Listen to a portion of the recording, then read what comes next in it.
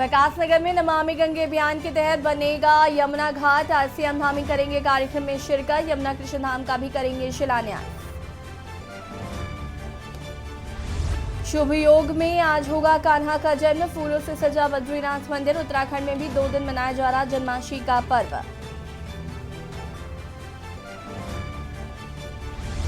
दिल्ली में होने वाली G20 बैठक का केदारनाथ यात्रा पर पड़ा असर। बंद हुई सभी हेली सेवाएं। सभी हेलीकॉप्टर सर्विसेज दिल्ली G20 बैठक के लिए हुई बुक।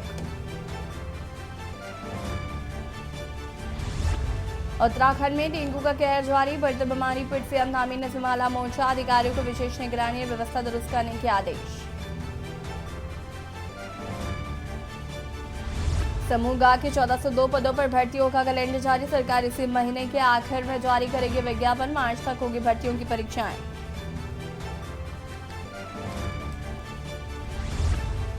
हरिद्वार पुलिस के शिकंजे में मोबाइल स्नेचर। 2 स्नेचरों से 13 मोबाइल फोन और 1 बाइक बरामद। निशानदेही पर 11 अन्य मोबाइल फोन भी मिले। आप देख रहे हैं के न्यूज, खबरों का सारथी। नमस्कार, खबर उत्तराखंड में आप सभी का स्वागत है। मैं हूं आपके साथ यशी शुक्ला और बढ़ते खबर की ओर। कृषि मंत्री गणेश जोशी ने कृषि निवेशों के वितरण में लापरवाही बरतने पर कोटद्वार के कृषि एवं भूमि संरक्षण अधिकारी अरविंद भट्ट को सस्पेंड करने के आदेश दिए हैं। मंत्री गणेश जोशी ने कहा कि सरकारी कार्यों में किसी भी तरह की लापरवाही को बर्दाश्त नहीं किया जाएगा। आपको बता दें कि 2 दिन पहले सोशल मीडिया में एक वीडियो वायरल हुआ जिसमें दिखाया गया है कि काश्तकारों को बांटी जाने वाली दवा सड़कों पर लावारिस पड़ी है, जबकि काश्तकारों को दवा का वितरण ही नहीं हुआ। विभागीय मंत्री गणेश जोशी ने इस मामले का स्वयं संज्ञान लिया और महानिदेशक कृषि व बागवानी को जांच के आदेश दिए हैं। महानिदेशक रणवीर चौहान ने मामले की जांच अपर निदेशक कृषि को सौंपी है। जांच में कृषि एवं भूमि संरक्षण अधिकारियों की लापरवाही सामने आई है।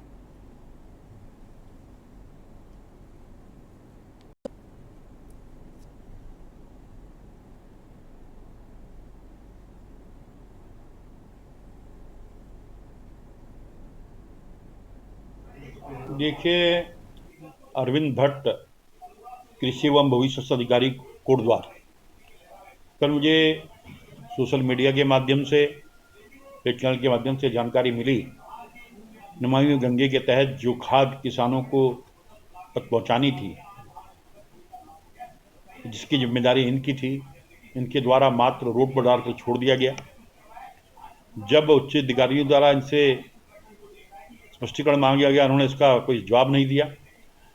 जैसे ही मेरी जानकारी में ये विषय आया, मैंने तुरंत अपने डीजी रणवीर चौहान को निश्चित किया। उत्तराखंड विधानसभा के मानसून सत्र के दूसरे दिन विपक्ष ने अतिक्रमण हटाओ अभियान के नाम पर व्यापारियों और स्थानीय निवासियों के उत्पीड़न का आरोप लगाया है। नेता प्रतिपक्ष यशपाल आर्य का कहना है कि सरकार उत्तराखंड के बेरोजगारों के रोजगार को छीन रही है। सड़कों के किनारे सालों में बसे लोगों को उजाड़ने का काम सरकार द्वारा किया जा रहा है। संवेदन हो चुकी है सरकार ने न तो विशेष सत्र बुलाया और न अध्यादेश लाकर पीड़ित परिवारों को राहत दी। यशपाल आर्य का कहना है कि सरकार उत्तराखंड विरोधी सरकार है।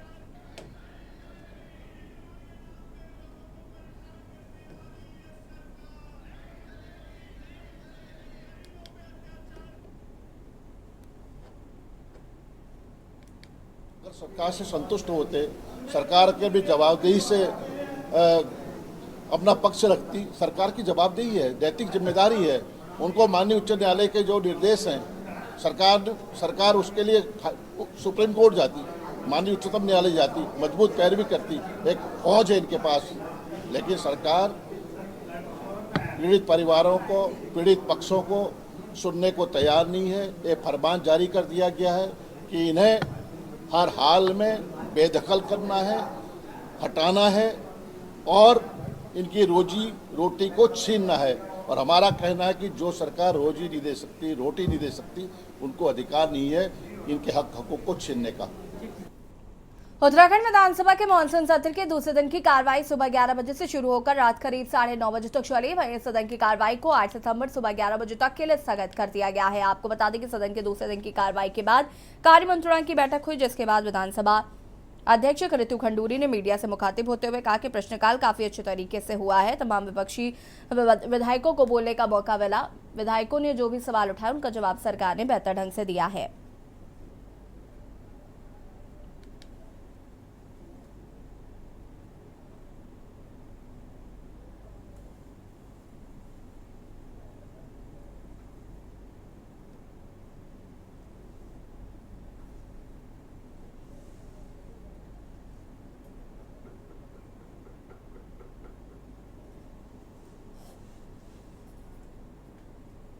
देखिए बहुत अच्छे आज डिस्कशंस हुए हैं और विपक्ष को जैसा मौका मिलता ही है उन्होंने बहुत सारे मुद्दे उठाए और सरकार के माध्यम से भी बहुत अच्छी तरीके से जवाब दिए गए। तो आज काफ़ी प्रोडक्टिव डिस्कशंस हुए। डिस्कशन तो नहीं कहूँगी, एक तरफ से बोला गया और हमारी जो मंत्री गण थे उन्होंने उसका जवाब दिया। तो जो मुद्दे थे, जो विधायक जो हमारे माननीय सदस्य हैं जो अपने उत्तराखंड प्रदेश के लिए कुछ अपने क्षेत्र के लिए जो मुद्दे उठाना चाहते थे वो मुद्दे उठाए और सरकार ने उसका जवाब दिया।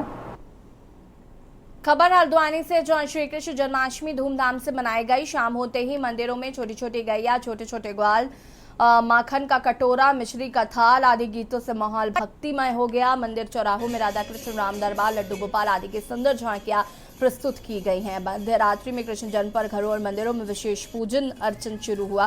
खीर का भोग चढ़ाने के साथ ही मंगल गीत भी गाए गए।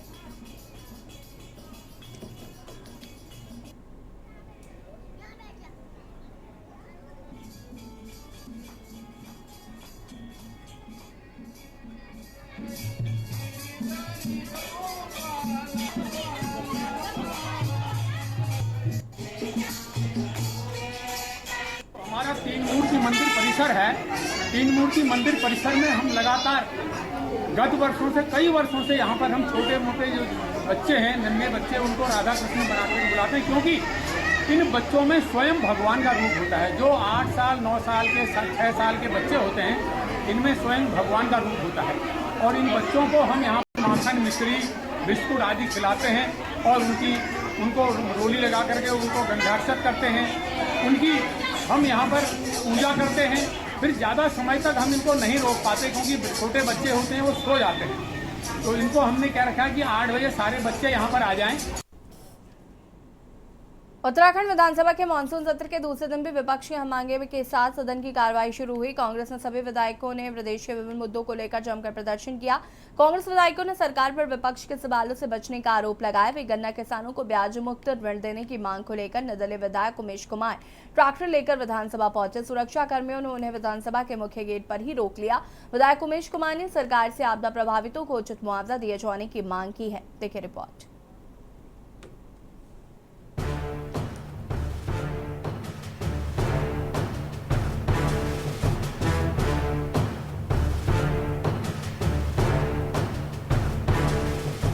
उत्तराखंड विधानसभा के मानसून सत्र के दूसरे दिन भी विपक्ष के हंगामे के साथ सदन की कार्रवाई शुरू हुई। कांग्रेस के सभी विधायकों ने प्रदेश के विभिन्न मुद्दों को लेकर जमकर प्रदर्शन किया। कांग्रेस विधायकों ने सरकार पर विपक्ष के सवालों से बचने का आरोप लगाया है।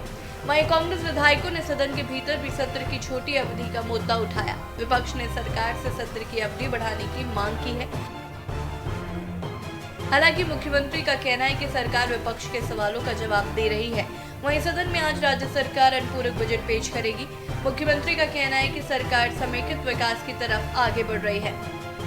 देखिए, सामान्य बजट में सभी प्रावधान पहले से ही किए गए हैं। उसमें सभी क्षेत्रों का, सभी वर्गों का, सभी विभागों का ठीक प्रकार से विकास हो और उत्तराखंड के लिए जो एक समावेशी विकास है, जिसको हमने समेकित रूप से पहले ही प्रावधानित किया हुआ है, उसमें आगे की प्रक्रिया को चलाने के लिए जहाँ जहाँ उसमें एडिशन करना है, जहाँ जहाँ चीज़ों को बढ़ाना है, वो अनुपूरक बजट के रूप में लाया जा रहा है। और उसके आने के बाद जो हमारे पहले से प्रावधानित चीज़ें हैं, उनको तेज़ी से गति मिलेगी। उत्तराखंड का विकास आगे बढ़ेगा। ऐसे क्षेत्र जहाँ पर विकास की आवश्यकता है, ऐसे क्षेत्र जहाँ पर और उन्नयन की आवश्यकता है, उन सभी को आगे बढ़ाने के लिए काम होना है। देखिए, हमारा सबसे पहला मुद्दा है कि सदन का सत्र की अवधि बढ़ाई जाए, जिससे कि उत्तराखंड की जनता के मुद्दों को विधानसभा में उठाया जा सके।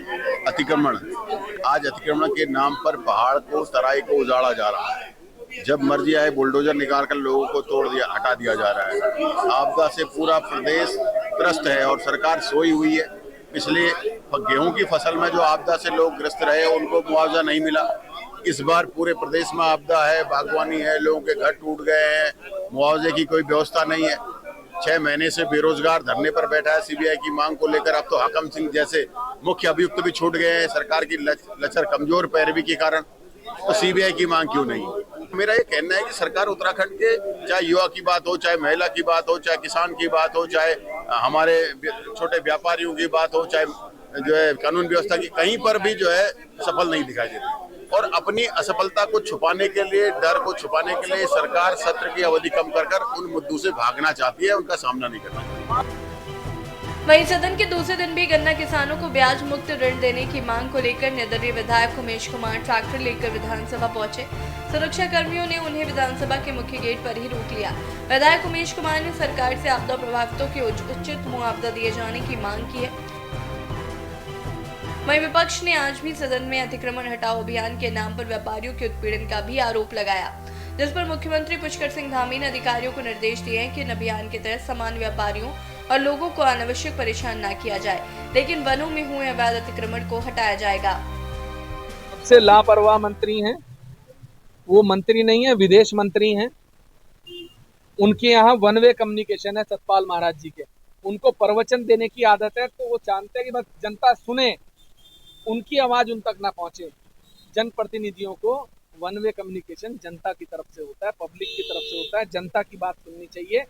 उनके हवाई दौरे 1.5 साल पहले से मैं इस सदन में आवाज उठा रहा हूं कि मेरे क्षेत्र के तटबंधों को बना दीजिए, मेरे क्षेत्र के तटबंधों को बना दीजिए, हम भारी बाढ़ से हमें जूझना पड़ेगा। और वही हुआ। 1.5 साल पहले मैंने जल शक्ति मंत्री जी को फोन लिखा, उन्होंने मुझे आज अभी 6 महीने पहले मुझे पत्र आया, बोले कि साहब 1.5 महीना पहले हमने तटबंधों को बनाने के संबंध में कुछ हमारी जानकारियां मांगी थी, उसका 1.5 साल हो गया। माननीय जल शक्ति मंत्री जी के कार्यालय को आज तक इनके कार्यालय से जवाब नहीं दिया गया। लगातार अभी प्रश्नकाल चला है और जितने भी पक्ष विपक्ष माननीय सदस्यों ने जो भी प्रश्न वहां पर पूछे हैं, सभी प्रश्नों का जवाब दिया जा रहा है और सरकार त्वरित रूप से काम कर रही है। अतिक्रमण के मुद्दे पर मैंने कल भी एक सभी को निर्देशित किया है कि माननीय न्यायालय का जो आदेश है और उसके क्रम में सभी जिलाधिकारियों को हमने निर्देशित किया है, सभी जिलाधिकारियों को कहा है कि इसकी आड़ में जो हमारे सामान्य व्यापारी वर्ग के लोग हैं, आम जनता के लोग हैं, सामान्य जनता के लोग हैं, उत्तराखंड के रहने वाले किसी भी व्यक्ति को अनावश्यक रूप से परेशान न किया जाए। अलबत्ता ये जरूर हमने कहा है कि सरकार ने जो अतिक्रमण का अभियान चलाया था, वो जो है जंगलों के अंदर जो ऐसे प्रतीक स्थल खड़े कर दिए गए थे जिनके नीचे कोई अवशेष प्राप्त नहीं हुए हैं, वो हमारा अभियान है कि फॉरेस्ट लैंड पर ऐसे जितने भी अतिक्रमण है उनको खाली करवाएंगे। कुल मिलाकर उत्तराखंड विधानसभा के मॉनसून सत्र के दूसरे दिन भी विपक्ष ने जमकर हंगामा काटा। एक तरफ जहां विपक्ष सदन में अतिक्रमण हटाओ अभियान, बेरोजगारी, आपदा और महंगाई जैसे मुद्दों पर सरकार को घेर रहा है, तो दूसरी तरफ सदन की छोटी अवधि को भी विपक्ष ने मुद्दा बना दिया है। देखना होगा आगे सत्र की कार्रवाई सरकार कैसे चलाती है और विपक्ष सत्र का चलाने में सहयोग करता है या नहीं। Uttarakhand desk report. खबर देहरादून से, जहां पर शहर में बढ़ते डेंगू के मामलों के चलते दून मेडिकल कॉलेज अस्पताल में मरीजों की संख्या का दबाव बढ़ रहा है। इसको लेकर अस्पताल में वॉर रूम बनाया गया है। डीएमएस धनंजय सिंह डोभाल ने बताया कि जो भी बीमारी से संबंधित लोग हैं, प्रत्यक्ष और अप्रत्यक्ष रूप से शामिल हैं, वॉर रूम में एकत्रित होकर एक दूसरे से डाटा साझा करेंगे। किसी भी प्रकार की दिक्कत होने पर उनसे विचार किया जाएगा। सो वॉर रूम के in charge head of medicine department के डॉक्टर नारायणजीत सिंह बनाए गए हैं। इसमें प्रतिदिन सुबह 10 बजे से सभी विभागों, मेडिसिन विभाग, नोडल अधिकारी, medical superintendent, blood bank in charge चर्चा करते हैं। डेंगू से संबंधित सभी अपडेट्स लिए जाते हैं।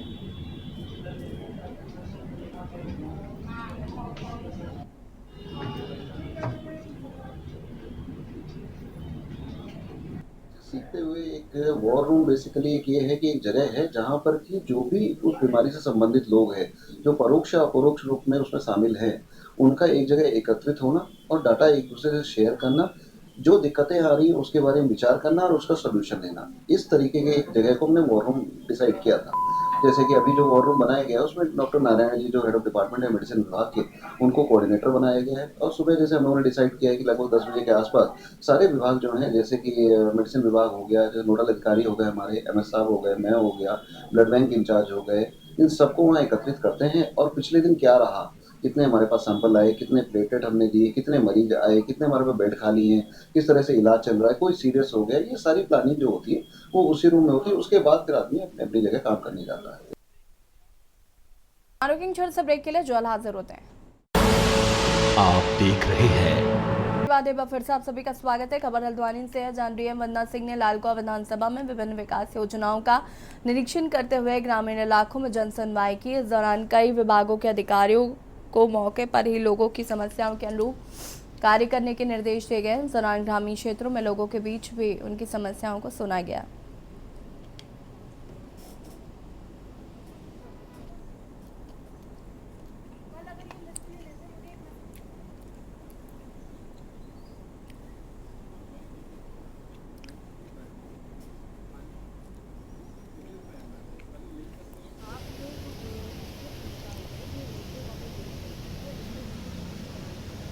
लालकुआं विधानसभा के विभिन्न जो विकास परियोजनाएं चल रही हैं, आज सभी के साथ हम लोगों ने इसमें एक निरीक्षण के लिए प्रोग्राम रखा था और गांव के अंदर भी एक जन सुनवाई आयोजित करी गई है।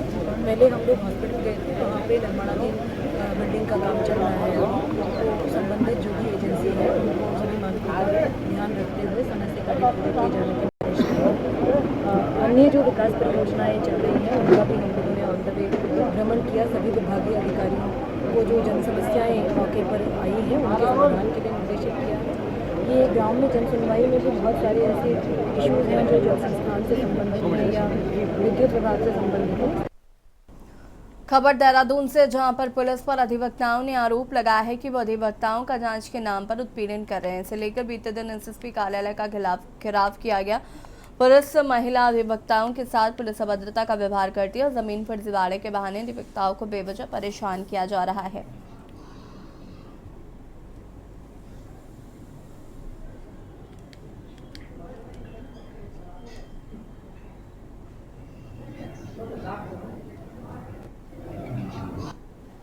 हमने जो एसएसपी साहब को तक मार्च निकाला है और जो हमने एसएसपी साहब को एक ज्ञापन दिया जिसमें हापुड़ में जो पुलिस द्वारा अधिवक्ताओं के साथ और महिला अधिवक्ताओं के साथ जो बर्बरतापूर्ण कार्रवाई की गई, मारपीट की गई, उसके विरोध में।